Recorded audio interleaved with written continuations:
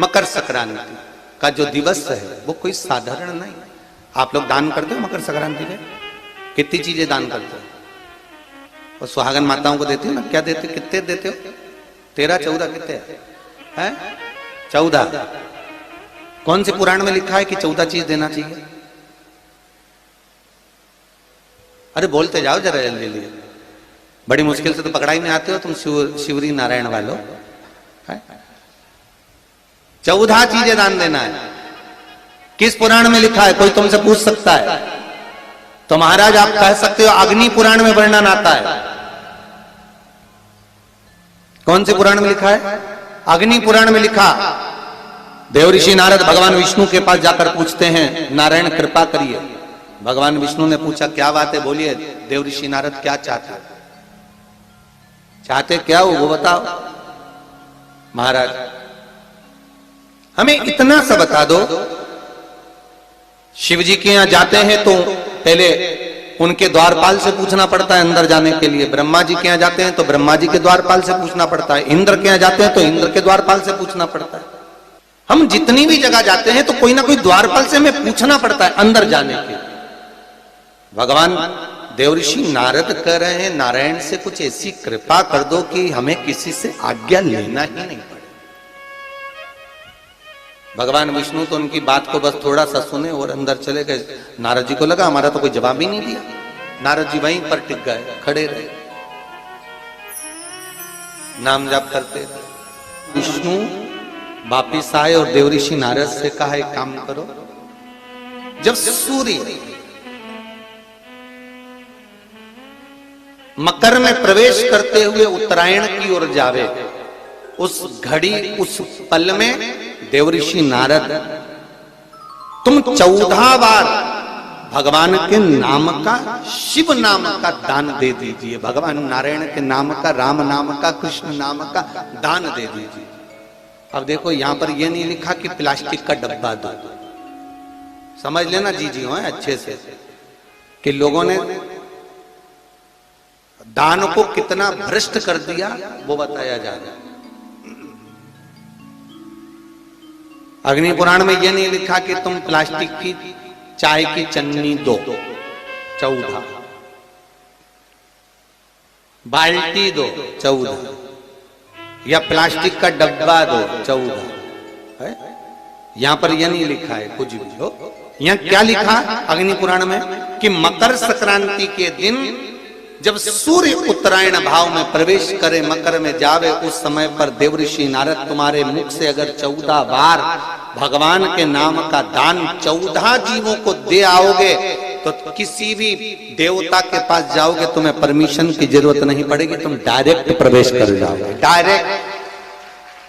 अब तुमको अगर वैकुंठ में डायरेक्ट प्रवेश करना हो तो बिना पूछे, तो उसके लिए कहा ही मकर संक्रांति पे दान दो। तो किस चीज का दान देना है हमारा? प्लास्टिक का डब्बा नहीं, बाल्टी नहीं, चन्नी नहीं। फिर किस चीज का दान? तो कहा अगर देवर्षि नारद आप दान दे रहे हो तो 14 नाम का दान दीजिए। 14 जीवों को नाम का दान दे दो, भगवान के नाम का भजन करो। और अगर संसार के लोग दान दे तो किस चीज का? तो के अन्न से बड़ा कोई दान, अन्न से बड़ा कोई दान नहीं। अच्छा, कई लोग कहते हैं कि सूर्य के उत्तरायण का क्रम है, ये क्रम है, ये पूजन का क्रम है, तिल्ली के लड्डू का क्रम है, लड्डू बना लो तिल्ली का, इसका क्रम है। पर अगर स्कंद पुराण उठाओ तो स्कंद पुराण में अगर मकर संक्रांति के क्रम को यदि पढ़ोगे तो मालूम पड़ेगा कि पूरे वर्ष में एक दिन ऐसा था जिस दिन भगवान शिव और नारायण ये दोनों, इसलिए आज भी हिंदू धर्म में गुड़ के लड्डू तिल्ली के साथ मिलाते हैं। क्यों? उसका कारण कि शंकर और नारायण ये दोनों एक ही दिन, एक ही पल गंगा का स्नान करने के लिए जाते। एक भगवान शिव, देखिए कितना कितना हमारे हिंदू धर्म में एक एक तिथि का, एक एक बार का एक एक महत्व है, उसको समझिए। माता लक्ष्मी भगवान नारायण और भगवान शिव को स्नान के लिए गुप्त रूप से झांकती है। तो भगवान विष्णु ने तिरछी दृष्टि में माता लक्ष्मी को देखा, तिरछी दृष्टि। तो माता लक्ष्मी को देखकर भगवान विष्णु शिव जी को देखे तो शंकर भगवान ने कहा, नारायण हमने देख लिया, महारानी लक्ष्मी झांक रही है, हमने वर दे दिया है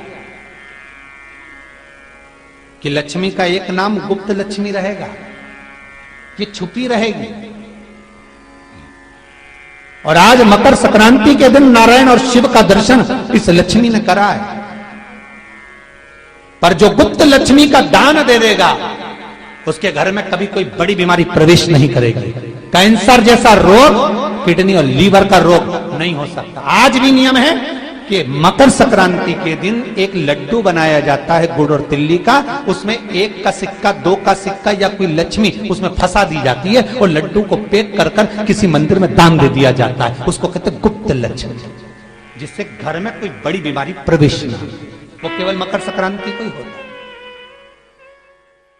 कहते हैं मकर संक्रांति है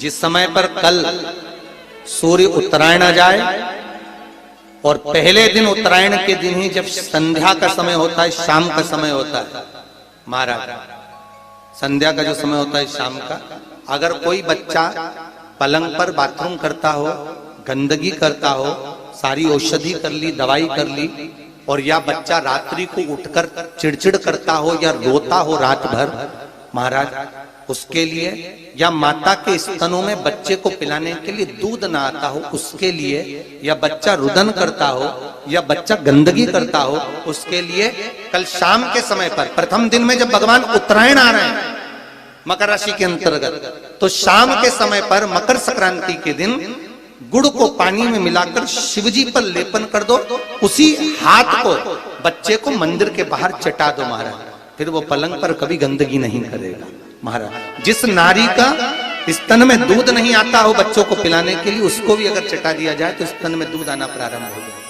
महाराज। जो बच्चा रात्रि को रोता हो, जाग जाता हो, उसको भी अगर वो हाथ चटा दिया जाए तो वो काम करता है महाराज। ये कल के दिन करके देखना, बाद में बताना जरूर हो।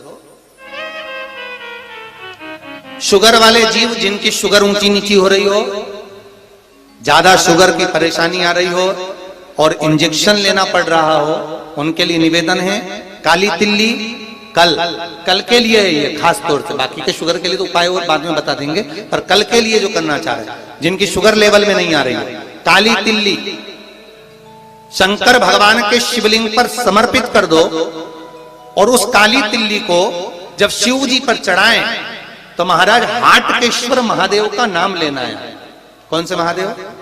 हाटकेश्वर महादेव का नाम लेना है और शंकर भगवान पर काली तिल्ली चढ़ाते जाना है। उसमें कंकर नहीं हो, सफेद तिल्ली का एक भी दाना नहीं हो, इसका ध्यान रखिए। उस काली तिल्ली को चढ़ा दीजिए, हाटकेश्वर महादेव का स्मरण कर कर, किसी को जल ना चढ़ाने देना उस समय पर जब आप शंकर जी को चढ़ाएं, और भगवान शंकर की हाटकेश्वर महादेव का स्मरण कर कर 108 रुद्राक्ष से मनके से माला जप लो। वहीं शंकर चढ़ी रहने देना तिल्ली, उसी तिल्ली को वापिस कटोरी में उठाकर लिया, 3 दिन तक लगातार उसको थोड़ा थोड़ा कर कर सुबह के समय खाली पेट खाइए, शुगर लेवल पर आ जाएगी महाराज। आपकी शुगर हाई ऊंची नीची नहीं जाएगी। हाटकेश्वर महादेव का स्मरण। श्री शिवाय नमस्तुभ्यम्।